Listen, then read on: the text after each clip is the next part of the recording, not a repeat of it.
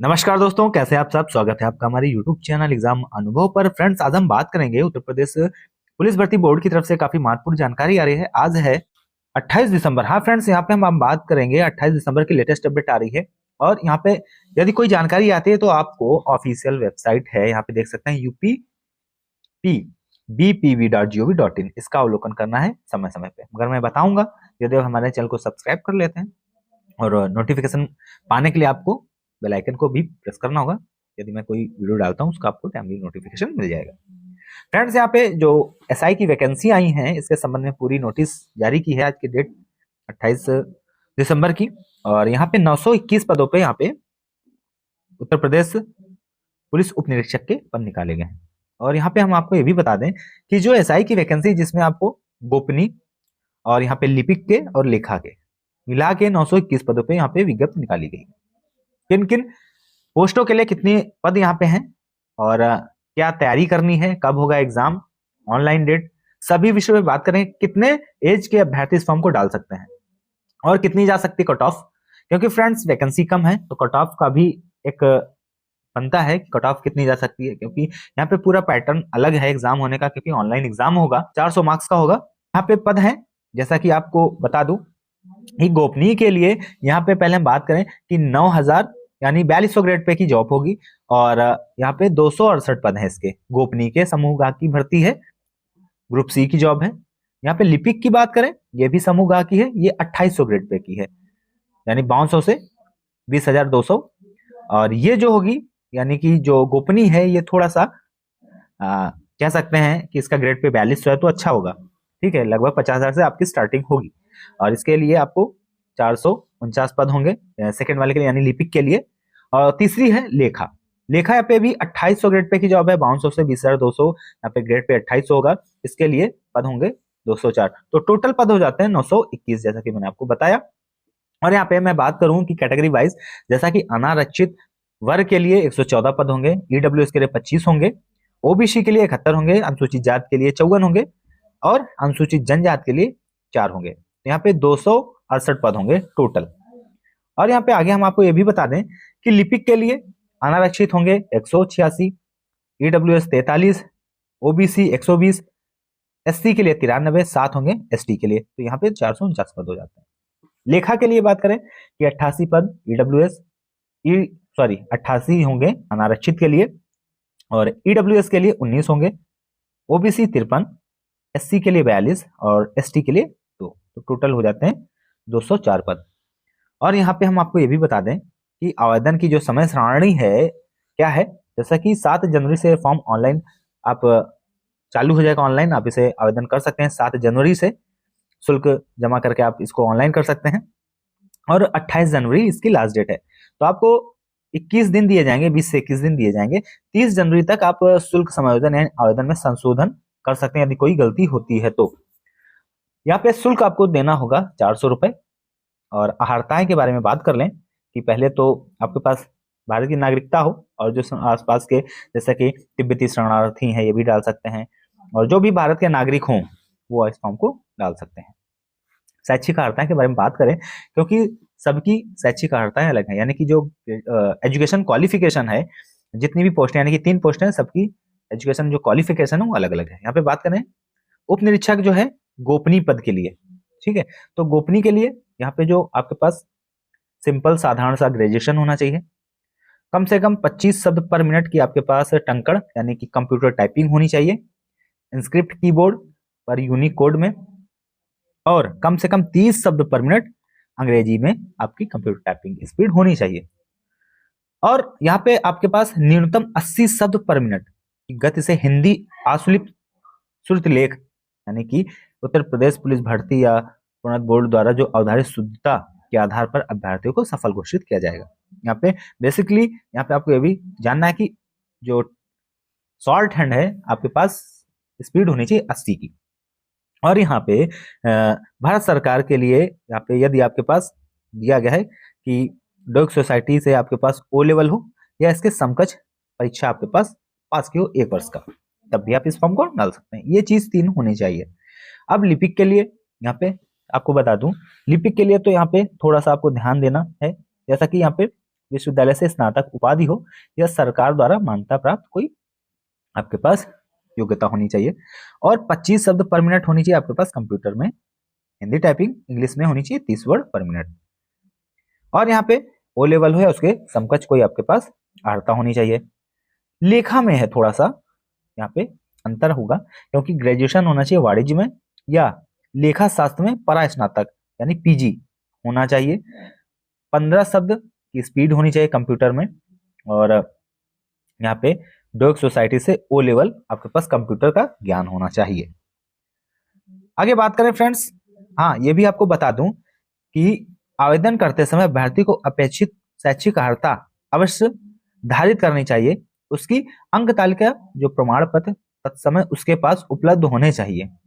अपेक्षित शैक्षिक अर्हता परीक्षा में सम्मिलित हुए यानी जो अपेयरिंग अभ्यर्थी पात्र नहीं होंगे। ये भी आपको याद रखना है कि आप अपेयरिंग हैं, एक पेपर बाकी है तो इस फॉर्म को डाल दें, तो ऐसा नहीं है। आपके पास कंप्लीट होना चाहिए डोइक सोसाइटी से या उसके समकक्ष कोई भी आपके पास एक सर्टिफिकेट कंप्यूटर का होना चाहिए। अब अधिमानी में जैसा कि यहाँ पे दिया गया कि डोइक सोसाइटी से ओ लेवल आपके पास है तो आपको वेटेज दिया जाएगा। और यहाँ पे प्रादेशिक सेना में हो, आपने 2 वर्ष का सेवा दिया हो, या किसी संस्था से महाविद्यालय से विधि में स्नातक हो, और बी सर्टिफिकेट हो आपके पास, तो आपको वेटेज दिया जाएगा।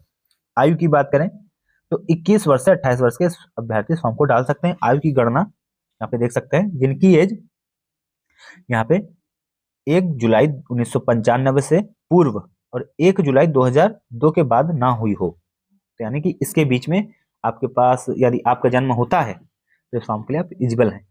और जो रिजर्व कैटेगरी के हैं जैसे कि SC ST एंड OBC को 5 इयर्स का छूट देने के बाद 28-5-33 वर्ष के अभ्यर्थी भी इस फॉर्म को डाल सकते हैं। शारीरिक स्वास्थ्यता जो है ये आपको आगे मैं बताऊंगा, पहले तो मैं यहाँ पे बात करूंगा लिखित परीक्षा। तो लिखित परीक्षा जो फ्रेंड्स ऑनलाइन होगी, यहाँ पे साफ साफ दिया गया है, और 400 अंकों की होगी। यहाँ पे 200 प्रश्न होंगे और 2 घंटा 30 मिनट यानी 2.5 घंटे का ये एग्जाम होगा। और यहाँ पे अधिकतम अंक तो 400 होंगे, मगर सामान्य हिंदी या कंप्यूटर आपके 100 अंक के होंगे, 50 मार्क्स यानी 25 कंप्यूटर 25 हिंदी, और जैसे 25 सामान्य जानकारी यानी कि सामयिक विषय जैसे घटनाक्रम यानी कि करंट अफेयर्स 25 क्वेश्चन यानी 100 अंक होंगे, 50 क्वेश्चन टोटल होंगे। और यहाँ पे संख्यात्मक और मानसिक योग्यता परीक्षा जिसमें अर्थमेटिक और मेंटल एबिलिटी चेक की जाएगी, 50 क्वेश्चन यहाँ पे होंगे। और यहाँ पे टोटल तर्क शक्ति रीजनिंग होगी 50 क्वेश्चन 100 अंक के, ये होगा।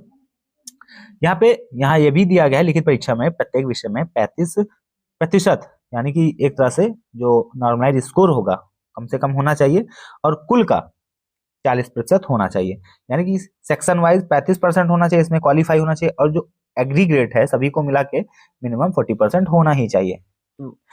सिंपल सी बात है, जब सब में 35% होगा यानी 35 इसमें ले आए, 35 इसमें ले आए, 35 इसमें ले आए, 35 इसमें ले आए, पास तो सब में है आप, मगर 40 एग्रीगेट नहीं है तो आप फेल घोषित किए जाएंगे।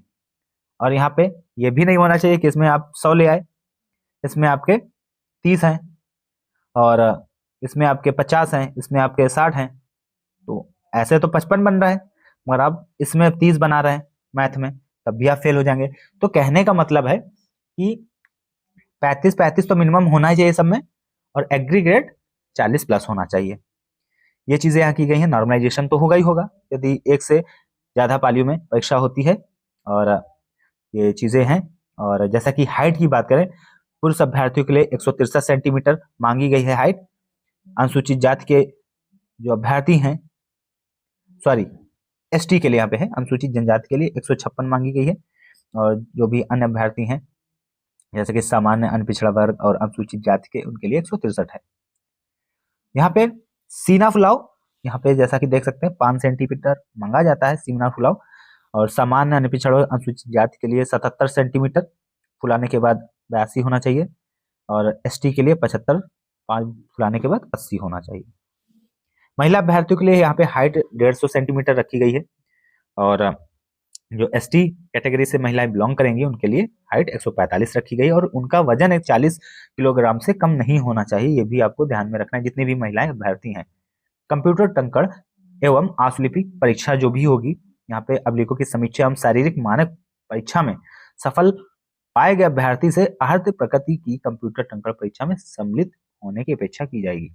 और इसका आपका सेपरेट एग्जाम भी होगा, आपको टाइम भी दिया जाएगा। पहले तो रिटन है, रिटन क्वालिफाई होने के बाद ही आपका डॉक्यूमेंट वेरिफिकेशन होगा और उसके बाद आपका टंकण परीक्षा होगा, ये सब चीजें होंगी। और उसके बाद चिकित्सीय परीक्षा अंतिम होगा, फिर चरित्र सत्यापन होगा। यहाँ पे जैसा कि आपको मैं कह रहा था, आयु सीमा में छूट यहाँ पे देख सकते हैं। एससी कैटेगरी के लिए 5 वर्ष, एसटी के लिए 5 वर्ष और ओबीसी के लिए 5 इयर्स, ये चीजें हो गई। और हॉरिजेंटल में स्वतंत्रता संग्राम सेनानी के जो आश्रित हैं 2 वर्ष, भूतपूर्व सैनिक 5 वर्ष, सॉरी यहाँ पे मैंने प्रतिशत बता दिया इनका जो हॉरिजेंटल रिजर्वेशन होता है, मगर ये है वर्ष। आयु में छूट केवल भूतपूर्व सैनिकों को दिया जाता है और स्वतंत्रता संग्राम के सेनानी उनको नहीं दिया जाता है। तो ये चीजें मुझे लगता है मैंने आपको सभी विषयों पर जानकारी दे दी है।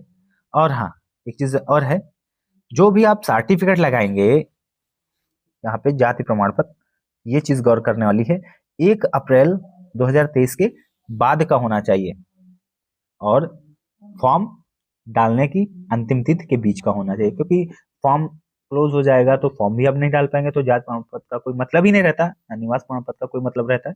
मगर 1 अप्रैल के बाद होना चाहिए, ये चीज आपको, ये चीज ध्यान रखना है। काफी छोटी चीज है मगर बहुत महत्वपूर्ण चीज है। इसके पहले का लगाएंगे तो आपका कोई मतलब नहीं, फॉर्म निरस्त कर दिया जाएगा, या यदि फाइनल पास भी हो जाते हैं तब भी यहाँ से आपको बाहर का रास्ता देखने को मिलेगा। ये चीजें होती हैं, इसलिए मैं आपको सचेत कर रहा हूँ यहाँ पे। तो और भी जानकारी चाहिए तो आप हमसे जुड़ जाएं, वीडियो को लाइक करके साझा कर दें, चैनल पे पहली बार आए तो चैनल को सब्सक्राइब कर लें इसी तरह की जानकारी प्राप्त करने के लिए, क्योंकि ऑथेंटिक जानकारी हमारे चैनल के माध्यम से दी जाती है। इसका लिंक मैंने अपने डिस्क्रिप्शन बॉक्स में भी दे दिया है, टेलीग्राम पे दे दिया, कौन कौन सी बुक्स पढ़नी है वहां आप जाके प्राप्त कर सकते हैं। सबसे कम समय में कैसे तैयारी अच्छी करें, हर चीज आप व्यक्तिगत मुझसे जुड़ के पूछ सकते हैं। तो इसलिए मैंने आपके लिए छोटा सा वीडियो बनाया, कैसा लगा लाइक करके साझा करें। चैनल को आपने अभी नहीं सब्सक्राइब किया तो सब्सक्राइब कर लें। Thank you.